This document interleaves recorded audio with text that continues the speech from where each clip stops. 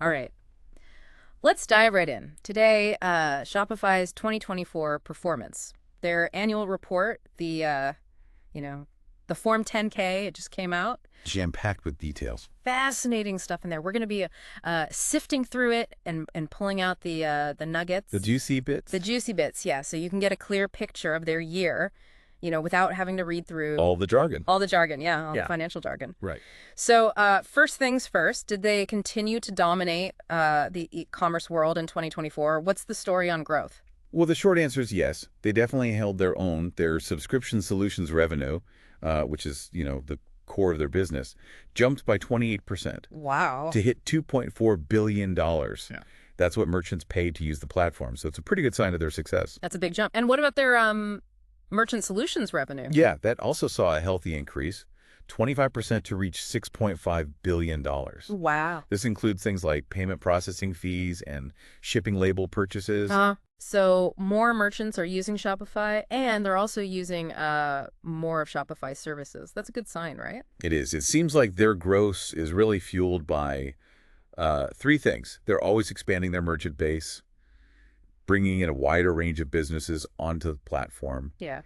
And most importantly, I think, they're really laser focused on helping their existing merchants thrive. Yeah, it makes sense. Their merchants do well, Shopify does well. Precisely. It's a win-win. Now, we can't talk Shopify without talking Shopify Plus, right? Right. They're planned for, bigger players in the game. Right. I'm curious how that fits into the overall picture. Shopify Plus is definitely where they're seeing some serious momentum, especially in terms of GMV, which is gross merchandise volume, the total value of all goods sold through the platform. While most merchants stick to the basic or standard Shopify plans, the bulk of that GMV comes from those on Shopify Plus. So it's the VIP section, It should- attracting the heavy hitters. It makes sense when you look at the features they're offering. Shopify Audiences, which is for hyper-targeted customer acquisition, a whole suite of B2B features for, dealing with wholesale, and Launchpad, which helps automate those massive online sales events that can make or break a business. Sounds pretty sophisticated. Oh, absolutely. No wonder they're charging a premium for it. Yeah, Shopify Plus starts at a price that's several times higher than their advanced plan. Yeah. Which tells you a lot about the value it's bringing to those larger merchants. No, every business has its challenges, right? Right. What are some of the potential roadblocks that Shopify highlighted in the report? Well, they're actually quite upfront about the risks they face, which I appreciate. One of the biggest is competition. You've got these massive tech platforms that could potentially restrict data access, and that would directly impact how merchants market and sell their products. That's a big one. And I imagine new competitors are popping up all the time. Yeah. Not to mention merchants that might try to build their own solutions. Exactly. It's a constantly evolving landscape. And then there's the whole data security and privacy thing. It seems like there's a new regulation every other week. How are they handling that? Yeah, they're very aware of this evolving landscape. The report really emphasizes their commitment to staying compliant with laws like GDPR and CCPA.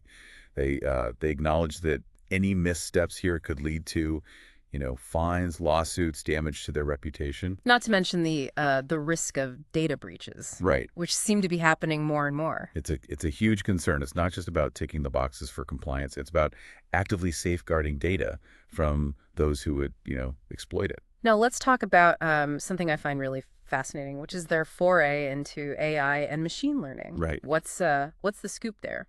Yeah, they're definitely investing heavily in AI. But like any powerful technology, there are potential downsides. Yeah. The report acknowledges the possibility of things like flawed algorithms, biased data sets, which could have unintended consequences. So even with all its potential, it's not a magic bullet. Right. It's got to be developed and used responsibly. Exactly.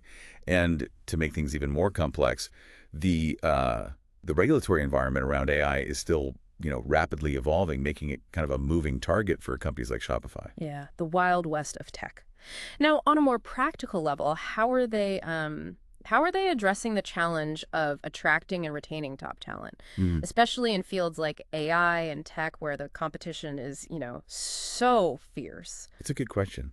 Their fully remote work model, while innovative, could present some hurdles. It's a balancing act.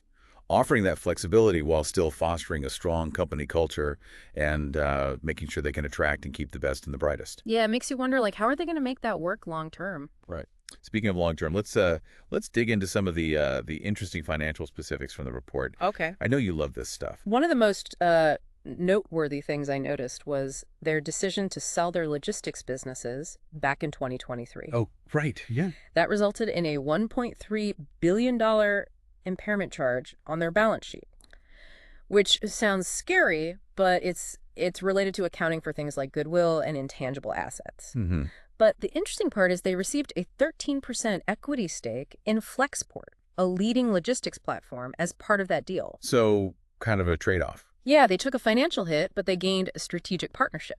And to further that, they also invested in convertible notes from Flexport in December of 2023. Oh, interesting. What's really interesting here, though, is the accounting treatment. They used the fair value option, making it a level 3 investment. Hold on. Level 3 investment. Break that down for those of us who aren't, financial wizards. Yeah. Sure. Think of it this way. There are different levels of transparency when it comes to valuing investments. Level 1 is the most transparent, with prices readily observable in the market. Level 3 relies more heavily on estimates and assumptions because the inputs aren't as easily seen. So a bit more like guesswork involved. It can be, yes. Yeah. But it's often necessary when you're dealing with investments in private companies like Flexport, Yeah. where valuations aren't as clear-cut. Right. Makes sense. All right, I got to bring up the legal battle they won last year. They were initially hit with a massive fine for infringing on web technology patents. Right. But they managed to overturn the verdict. What a story. Yeah, it was a significant victory for Shopify, showcased their willingness to fight for what they believe in. Initially, they were liable for $55 million to Express Mobile Inc., but they appealed and ultimately prevailed. It's good to know they're not afraid to stand their ground.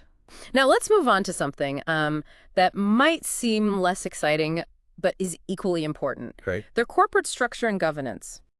Honestly, I found this part of the report a little dense. Right. What are the key takeaways? The most notable thing I saw is their dual-class share structure. Okay. They have these Class B shares, which, along with a special founder share held by Tobias Lipke, carry a lot of voting power. This means Class A shareholders, the ones that are traded publicly, have less influence on key decisions. So not all shares are created equal. In terms of voting rights, no. It's pretty common among tech companies, but it's something for investors to, keep in mind. Yeah. Sounds like it could create an interesting power dynamic. Right. But I'm assuming there are mechanisms in place to protect the rights of those Class A shareholders. They do have this thing called a coattail agreement, which aims to safeguard those rights, particularly in situations like a takeover bid. They also have very detailed director and officer indemnification agreements, and these comprehensive employee agreements that cover a wide range of scenarios. It sounds like they've got all their bases covered from a legal standpoint. It's amazing how much complexity there is beneath the surface of a company like Shopify. It really does highlight the intricacies of operating on such a massive scale. They're a dominant force in e-commerce, but they're not without their challenges. That's a great point. So what are some of those key performance indicators, those KPIs that really jumped out at you in the report? Well, you can't talk about a subscription-based business model without talking about monthly recurring revenue, or MRR. It's the lifeblood of a company like Shopify. Like your heartbeat, right. Okay. Tell us more. What's the pulse like? As of December 31st, 2024, their MRR reached $178 million. Wow. That's a 24% increase year over year. Okay. Indicating continued growth and, importantly, the stickiness of their platform. Merchants are finding value and they're sticking around. More merchants signing up and existing ones staying put, definitely a good sign. And speaking of things that are good for business, let's talk about Shopify payments. They mentioned a penetration rate in the report. What exactly does that mean? Yeah, so Shopify Payments is their integrated payment processing service. Okay. A major part of that merchant solutions revenue we talked about earlier. The penetration rate tells us how much of the total GMV processed on Shopify's platform. Hold on, GMV. I think we might have skipped over explaining that one. You're right, we did. Okay. GMV stands for gross merchandise volume. Okay. It's the total value of everything sold through Shopify, a key metric for understanding their overall size and impact. Okay, thanks for clarifying that.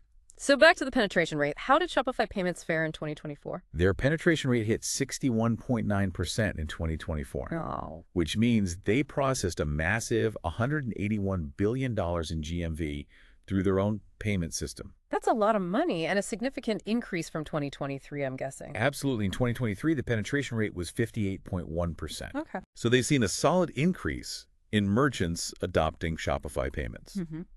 This is crucial for them because it allows for more control over the transaction process, reduces reliance on third-party providers, and ultimately boosts their revenue. It's like they're building their own little ecosystem within the vast world of e-commerce. A very successful ecosystem, I might add. As of December 31st, 2024, Shopify payments adoption stood at a whopping 91% in North America, Wow.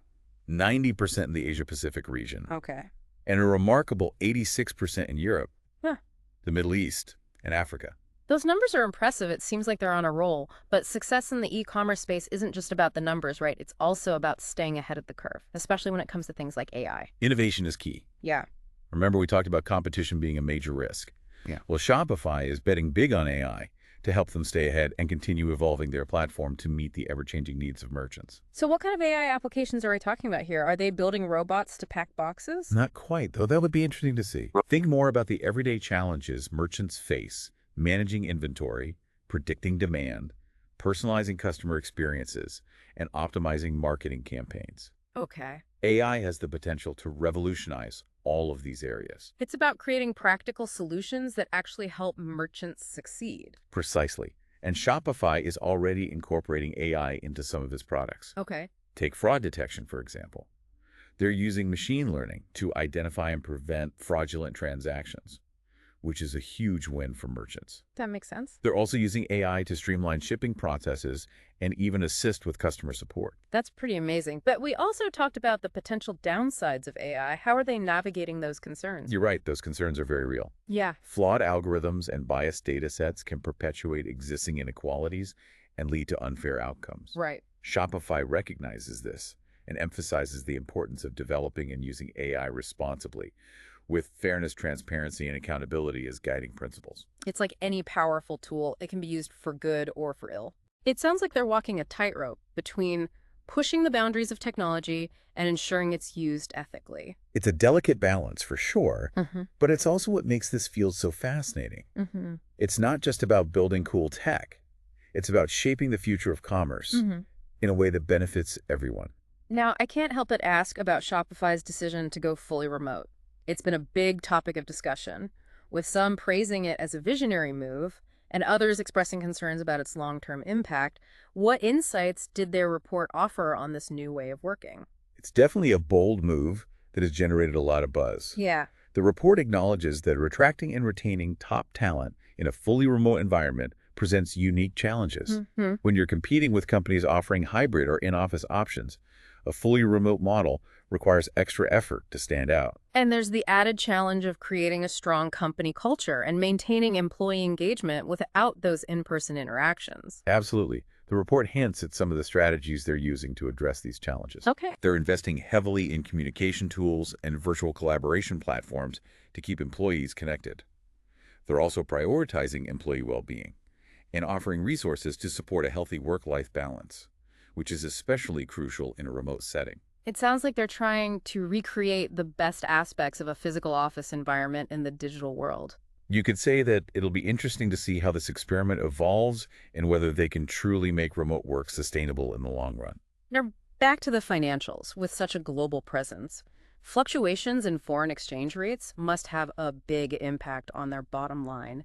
How are they handling that? You're absolutely right. Currency fluctuations can be both a blessing and a curse. Mm-hmm. A strong U.S. dollar can make Shopify's products more expensive for merchants in other countries, potentially impacting sales. Right. Conversely, a weak dollar can make their products more attractive to international buyers, boosting revenue. So it's a constant game of trying to stay ahead of those currency swings. What strategies are they using to manage this risk?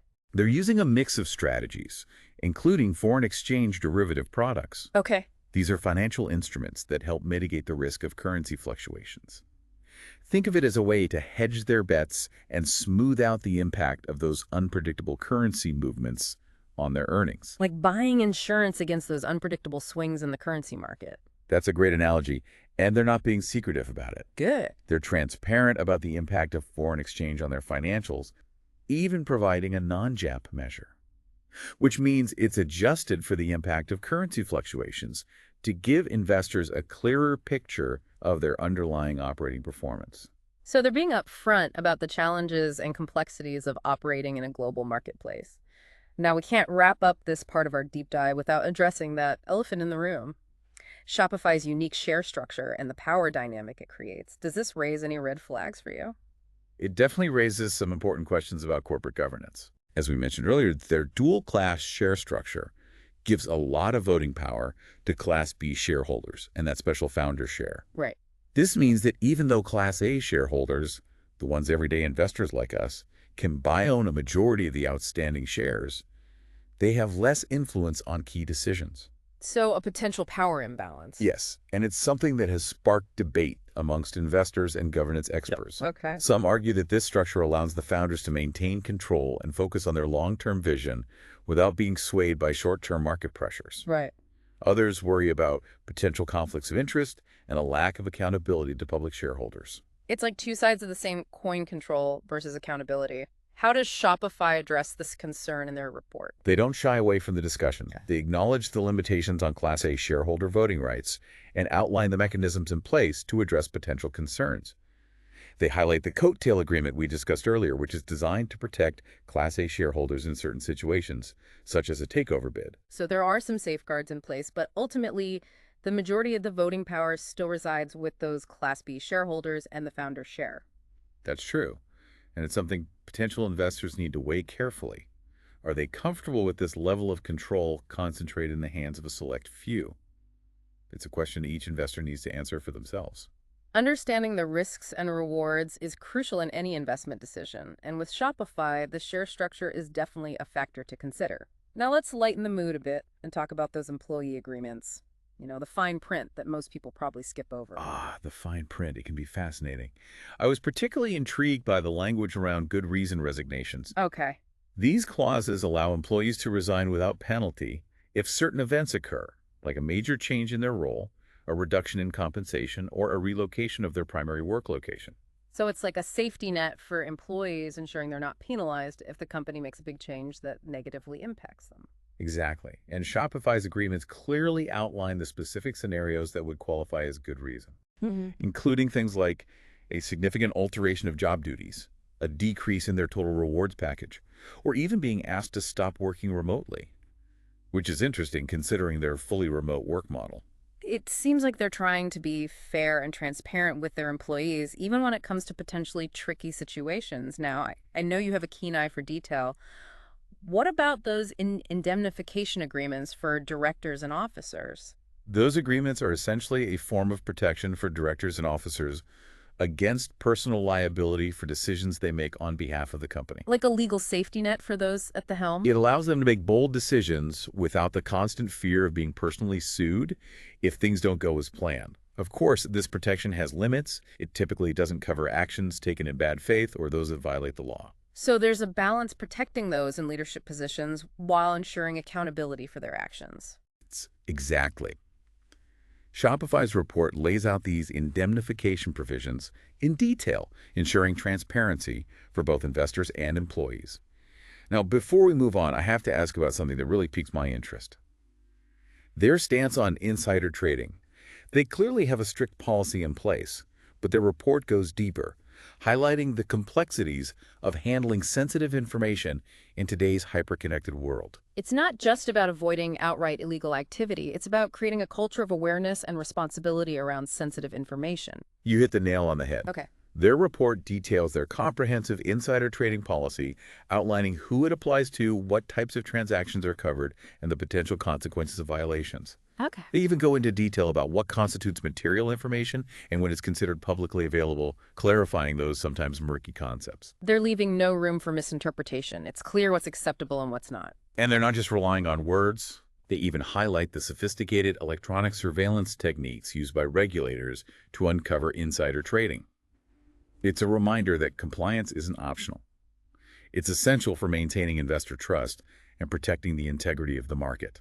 Speaking of integrity, let's shift gears and talk about something a bit more technical. Shopify's accounting practices. I know it might not sound as exciting as AI or remote work, but it's crucial for understanding their financial health. You're absolutely right. Accounting might not be the most glamorous topic, Right. but it's the foundation of sound financial analysis. Mm-hmm. Shopify's report offers a detailed overview of their key accounting policies, giving investors a peek behind the curtain to see how they recognize revenue managed expenses and assess the value of their assets. So anything that stood out to you in this section, anything that raised an eyebrow or made you want to dig deeper? A few things caught my attention. Yeah. First, their revenue recognition policies. Mm-hmm. Shopify offers a diverse array of products and services, so figuring out when to actually record that revenue can get complicated. I can imagine they're not just selling physical goods, they're providing a whole ecosystem of services. Precisely. And their report details how they handle these various revenue streams, ensuring they comply with GAAP, generally accepted accounting principles, which are the standard rules for financial reporting in the U.S. So they're playing by the rules, ensuring their financials are accurate and reliable. Absolutely. Another area that piqued my interest was their approach to software development costs. As a tech company, they're constantly investing in building and improving their platform, but accounting for these costs can be tricky. How so? Well, generally, research and development costs are expensed as they occur, meaning they're deducted from revenue immediately. Okay. But for some types of software development companies can capitalize those costs, treating them as an asset on the balance sheet and gradually expensing them over time. It's like spreading out the cost of that software over its useful life. That's a good way to put it. Shopify's report outlines the criteria they use to determine whether to capitalize or expense these costs, ensuring consistency and transparency in their accounting. Now, I have to ask about a topic. I know you're passionate about taxes. Yes. Shopify operates globally, so their tax situation must be incredibly complex. Anything in their report that surprised you or made you want to delve deeper? You know what's fascinating is the sheer complexity of their tax landscape. Operating in multiple countries means navigating a web of different tax laws and regulations, each with its own quirks. That sounds like a logistical nightmare. It can be. The report outlines their approach to managing these complexities, including how they determine their effective tax rate, address, transfer pricing issues, and account for deferred taxes. So they're doing their best to stay ahead of those ever-changing tax laws and ensure they're paying their fair share. That's the goal, of course, but the landscape is constantly shifting. The report acknowledges the inherent risks, like potential changes in tax laws, unfavorable outcomes from tax audits, and even the impact of international tax reforms. It's a good reminder that taxes are not static. They're a moving target, and companies need to be nimble to adapt. Absolutely, and Shopify's report gives investors valuable insight into how they're approaching these challenges, demonstrating their commitment to responsible financial management in a complex and evolving world. It's amazing to see just how many moving parts there are to a business like Shopify's. It's a testament to their growth and the complexities that come with operating at such a massive scale. Speaking of scale, I'm curious about their long-term investments.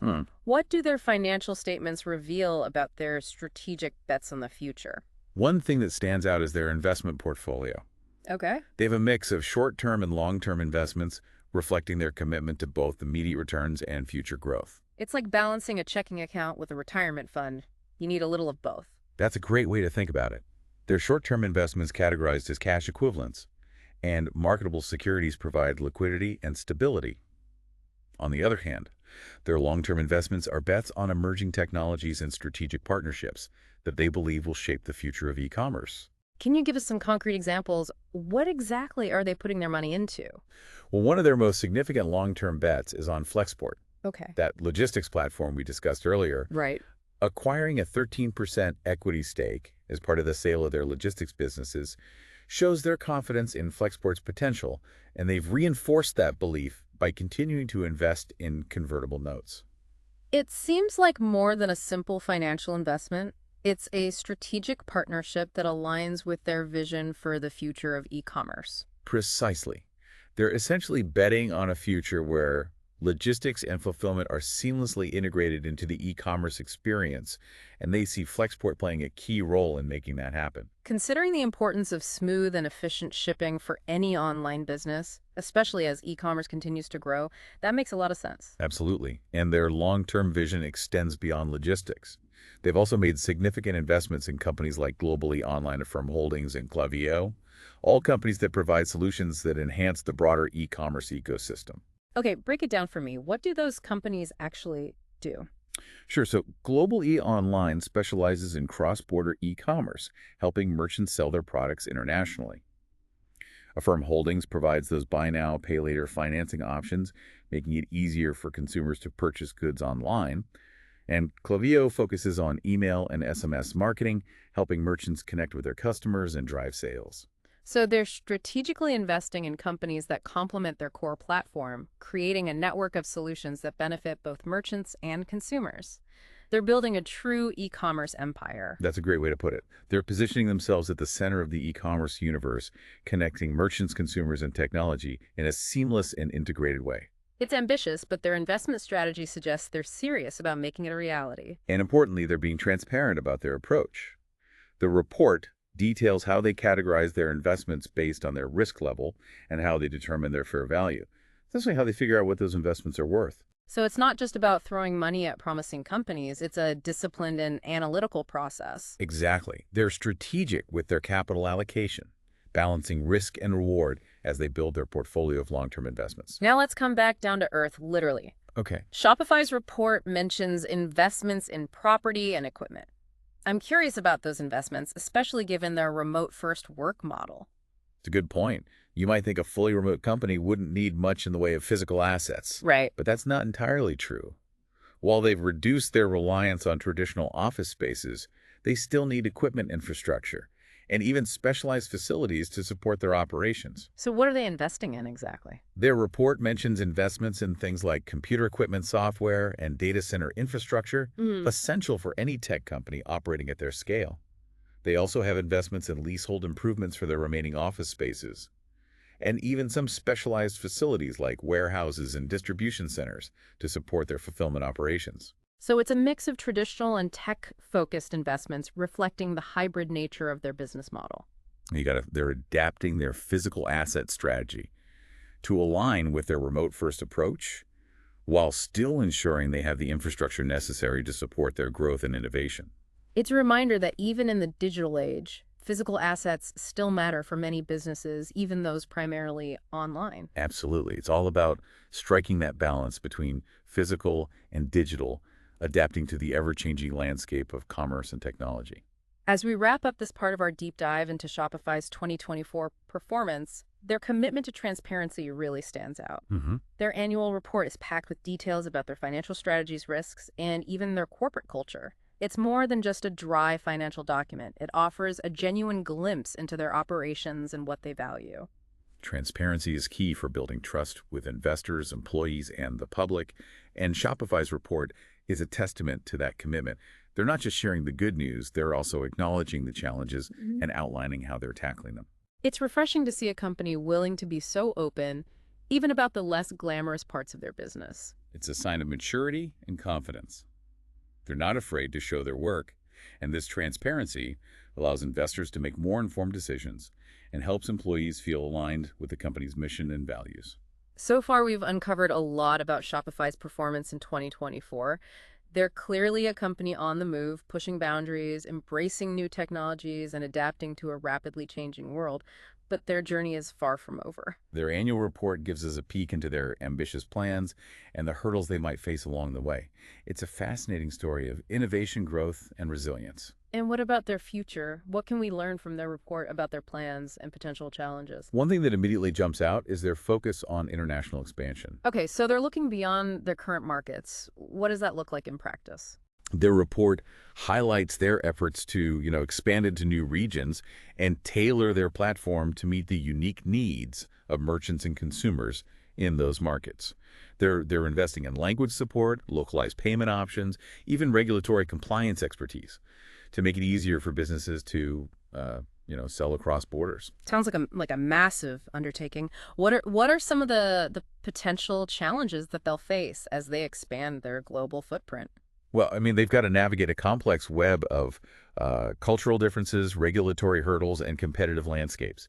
Each new market brings its own set of challenges, from language barriers to different consumer preferences to varying legal Yeah, requirements. it's like playing a whole new game, Oh, It's yeah. different rules and a different playing field. Right. And the report acknowledges these complexities, Hmm. emphasizing the need for, flexibility, adaptability, and a deep understanding of local markets. Sounds like they're going to need a lot more than just a good translation app to succeed. For sure. They'll need to build strong relationships with local partners, understand those cultural nuances, and be prepared to adapt their platform and strategies to fit the unique needs of each market.